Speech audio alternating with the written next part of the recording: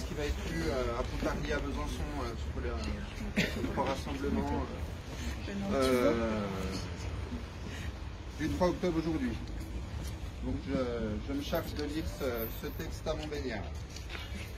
Le décès de Christine Renon provoque un très grand choc pour nous toutes et tous. En choisissant de se donner la mort sur son lieu de travail et d'en écrire publiquement les motifs, Christine Renon, directrice d'école, a voulu que son geste serve aux autres, à toute la communauté éducative. Elle a voulu poser la question du travail de la façon la plus tragique, la plus cinglante qui soit. Elle a payé de sa vie pour faire entendre la souffrance du terrain. Elle fait le récit d'une vie ordinaire où les finalités de son activité professionnelle sont submergées par la pression des demandes et l'insuffisance des moyens, au point que le sens même de cette activité finisse par se perdre.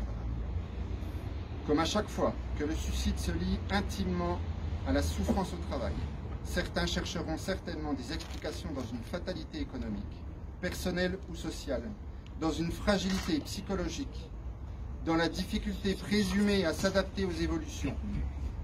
Mais nous savons bien que les raisons véritables sont ailleurs, dans une gouvernance du travail qui cherche en permanence à astreindre l'activité humaine à des pressions de rentabilité, à des obsessions de normalisation et trop souvent à une multitude d'inutiles tracasseries. Christine Renon, dans son courrier diffusé publiquement, malgré des pressions hiérarchiques, en cite des exemples. L'affectation des enseignants au dernier moment à la rentrée, les remontées de divers tableaux, l'accumulation de faits mineurs, de petits soucis à régler, les APC, les carnets de suivi, l'équipement matériel à assumer sur ses deniers personnels, la solitude face à l'appréciation et à la gestion de situations. Elle précise qu'elle a toujours fait de son mieux, et ses collègues aussi, que tout se fait dans la violence de l'immédiateté et qu'elle n'a pas confiance au soutien et à la protection que devrait nous apporter notre institution. Elle écrit « L'idée est de ne pas faire de vagues et de sacrifier les naufragés dans la tempête. » Aujourd'hui, partout en France, les enseignantes et enseignants, personnels des écoles, parents d'élèves se réunissent pour rendre hommage à notre collègue.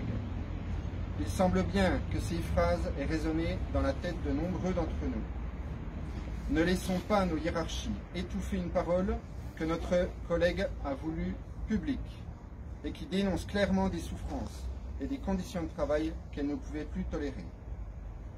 C'est pourquoi nous devons lutter pour permettre à chacune et chacun de reconstruire le sens de son travail. Ne nous laissons pas enfermer sur le sujet spécifique de la direction d'école, comme les politiques vont tenter de le faire, au vu d'expressions déjà relatées hier dans les médias. La bataille et nos résistances ne s'arrêteront pas aujourd'hui. Nous devons poursuivre au quotidien la lutte pour permettre à chacune et chacun d'entre nous de concevoir, fort de son expertise professionnelle, les modalités par lesquelles il met en œuvre son activité, lui permettre de construire par le collectif de travail les solidarités de réflexion et d'action qui permettent la résolution des problèmes. Les évaluations standardisées, les formations orientées, les protocoles à appliquer, les tâches chronophages et inutiles aux élèves sont responsables de la perte de sens de notre métier. Il faut nous rendre le droit d'exercer notre professionnalisme et nous donner les moyens du travail collectif, de l'indispensable formation continue, donner aussi les moyens de postes spécialisés pour les élèves en difficulté et d'une inclusion dans le respect des besoins des élèves en situation de handicap. Ensemble, faisons entendre à notre hiérarchie nos besoins professionnels et vitaux, les besoins de l'école, pour que la situation qui nous réunit aujourd'hui ne se reproduise plus. Merci de votre écoute.